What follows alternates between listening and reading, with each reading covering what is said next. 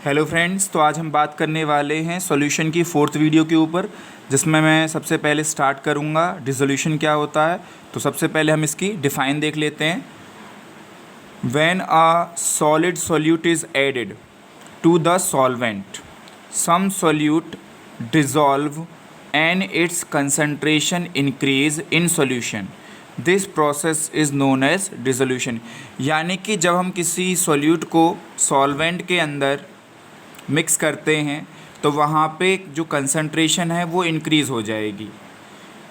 तो जब concentration increase हो जाएगी उस सॉल्यूशन की, तो हमें ये समझना होगा कि वहाँ पे एक प्रोसेस होने लग गया है जिसका नाम है डिसोल्यूशन। दोबारा से बता रहा हूँ मैं आपको, जब भी हम किसी भी सॉलिड सॉल्यूट को किसी सॉल्वेंट के अंदर मिक्स करते हैं तो मिक्स करने से जो कंसंट्रेशन वहाँ सॉल्यूशन की बन रही होगी वो इंक्रीज़ होती है, तो हम उसे डिसोल्यूशन कहते हैं।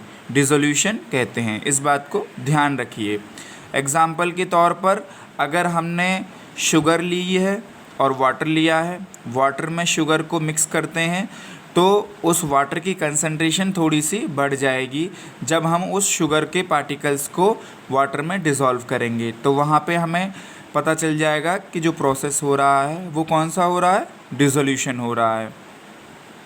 उसके बाद नेक्स्ट जो टर्म है हमारा वो है क्रिस्टलाइजेशन। क्रिस्टलाइजेशन क्या होता है ये इम्पॉर्टेंट है आपके लिए, क्योंकि इसकी डिफ़ाइन पूछी जा सकती है। अब वो डिफ़ाइन आपको याद होगी कि द फॉर्मेशन ऑफ क्रिस्टल्स, पर जो फॉर्मेशन ऑफ क्रिस्टल्स होते हैं वो किस प्रकार से होते हैं आपको ये पता होना चाहिए। क्रिस्टल्स की फॉर्मेशन जब होती है तो कैसे होती है ये हमें पता होना चाहिए। तो सबसे पहले तो इसकी डिफ़ाइन देख लेते हैं, उसके बाद इसके ऊपर बात कर लेंगे। Some solute particles in solution collide with the solid solute particles and gets separated out of solution, this process is called crystallization। यानी कि जब हम किसी सॉल्यूशन में सॉल्यूट के पार्टिकल्स को डिज़ोल्व कर रहे हैं, डिज़ोल्व करते जा रहे हैं और एक ऐसा पॉइंट आ जाता है कि जब वो पार्टिकल्स डिज़ोल्व होना बंद कर देते हैं। डिज़ोल्व होना बंद कर देने का मतलब क्या होता है कि जो पार्टिकल्स हैं वो कोलाइड करने लग जाएंगे उन सॉल्यूशन के पार्टिकल्स के साथ जो वहाँ प्रेजेंट होंगे, जो मिक्स हो चुके होंगे। दोबारा से रिपीट कर रहा हूँ मैं, जो सॉल्यूट आपने स्टार्टिंग में ऐड करना शुरू किया सबसे पहले तो वो उसके अंदर डिज़ोल्व होते गया, लेकिन एक ऐसा पॉइंट आया जब उसने डिज़ोल्व होना बंद कर दिया। इसका मतलब क्या है, वो क्यों डिज़ोल्व नहीं हो रहा है, उसका कारण है कि जो पार्टिकल्स हैं जो उसके अंदर पूरी तरीके से फुलफ़िल हो चुके हैं, अगर हम और ज़्यादा पार्टिकल्स उसके अंदर डालेंगे तो उसके साथ क्या करना शुरू कर देंगे, कोलाइड करना शुरू कर देंगे। और कोलाइड करने की वजह से वो उसके अंदर से सेपरेटेड हो जाएंगे, सेपरेटेड आउट होने लग जाएंगे। और जब हम उस सॉल्यूशन को थोड़े समय के लिए कूल कर देंगे और कूल करने के बाद हम देखेंगे तो वहाँ पे हमें एक प्रोसेस दिख जाएगी क्रिस्टलाइजेशन, जिसमें हमें क्रिस्टल्स मिल जाएंगे। तो इस बात को आपको ध्यान रखना है। उसके बाद सैचुरेटेड सॉल्यूशन। सैचुरेटेड सॉल्यूशन क्या होता है, क्रिस्टलाइजेशन में अभी उसका जिक्र हुआ था लेकिन दोबारा से बात कर लेते हैं। A solution in which no more solute can dissolve at the same temperature and pressure is called saturated solution.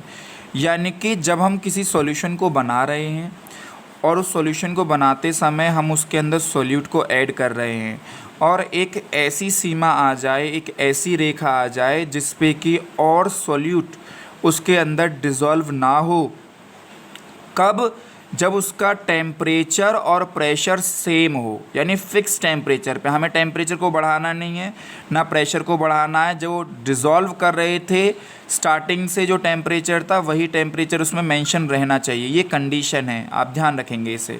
तो इसी को हम कहते हैं क्या, सैचुरेटेड सॉल्यूशन। इसके बाद नेक्स्ट टर्म जो है हमारा अनसैचुरेटेड सॉल्यूशन। अनसैचुरेटेड सॉल्यूशन जो है सैचुरेटेड सॉल्यूशन का ऑपोजिट है।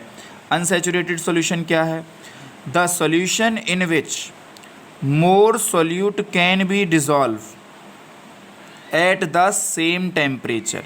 यानी कि जब हम सॉल्यूशन के अंदर सोल्यूट को डिज़ोल्व कर रहे हैं और डिज़ोल्व करते जा रहे हैं करते जा रहे हैं और कोई पॉइंट हमें वहाँ नहीं मिल रहा है, तो हम उस सॉल्यूशन को कहेंगे अनसैचुरेटेड सॉल्यूशन। तो ये छोटे छोटे टर्म्स हैं, आपको पता होने चाहिए, पूछे जा सकते हैं आपसे, डिफ़ाइन पता होनी चाहिए, क्योंकि अब आप सीनियर क्लासेस में हैं, तो 12th क्लास में तो फाइनल सिस्टम है पूरा का पूरा, इसके अंदर आपको चीज़ें पता होनी चाहिए सारी की सारी।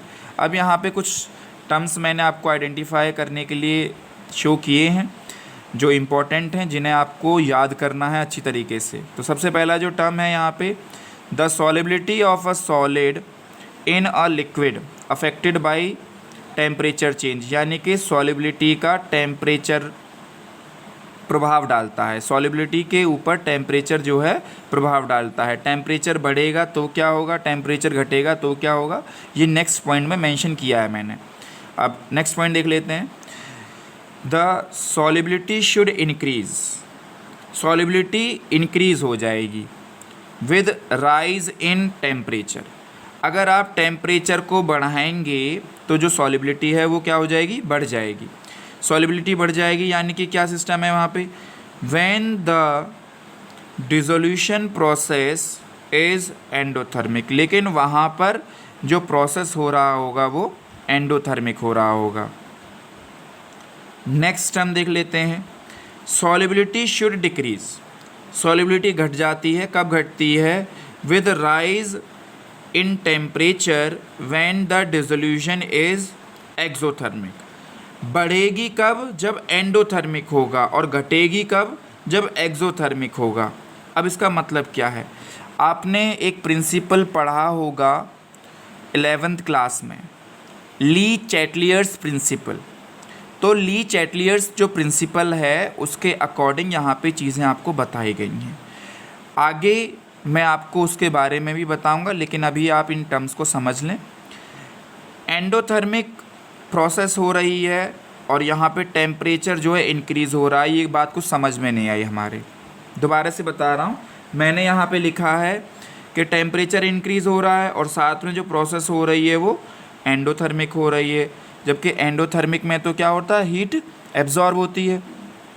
तो देखिए, जब भी हम किसी भी चीज़ को डिज़ोल्व करते हैं, सपोज़ कीजिए मैंने कोई कंपोनेंट ले रखा है ए, जिसे मैं बी में डिज़ोल्व करना चाहता हूँ, तो मैं उसे दूंगा हीट। मैं क्या दूंगा उसे, हीट। और जो मेरे द्वारा उसे हीट दी जाएगी वो उस सॉल्यूशन के द्वारा, क्योंकि दो चीज़ें मिल गई तो सॉल्यूशन बन गया, उस सॉल्यूशन के द्वारा प्रोसेस को कंडक्ट करने के लिए एब्जॉर्ब होगी, और एब्जॉर्ब होने के कारण उस सॉल्यूशन का टेम्परेचर जो होगा वो इंक्रीज़ होगा। लेकिन मैंने अभी आपसे क्या बोला कि उस सॉल्यूशन के द्वारा वो चीज़ क्या होगी, एब्जॉर्ब होगी। तो जहाँ पे चीज़ें एब्जॉर्ब होती हैं वहाँ पर हम लिखते हैं क्या, एंडोथर्मिक। इसीलिए मैंने यहाँ पे एंडोथर्मिक लिखा है कि अगर टेम्परेचर बढ़ेगा तो प्रोसेस एंडोथर्मिक होगी, जिसकी वजह से सॉलिबिलिटी वहाँ क्या हो जाएगी, इंक्रीज़ हो जाएगी।